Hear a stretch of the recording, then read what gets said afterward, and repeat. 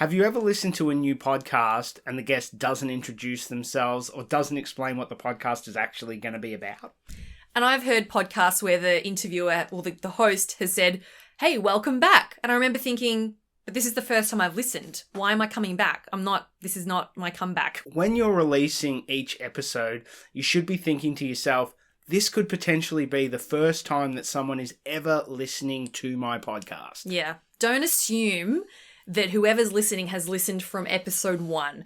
Yes, there are some people out there who are super fans, which is great, who have listened to all your episodes, but most people will click on a random episode or discover you through a recommendation. So you need to make sure that whatever you say at the very beginning of your podcast is going to connect and resonate with those very first listeners. Yeah, and a good introduction goes a long way. A bit of music, a bit of an explanation. You could use it over and over again. Something else I would recommend doing is making your welcome really warm and say, "Hey, welcome to the podcast." And you can even say something like, if this is your very first listen, then an extra large welcome to you.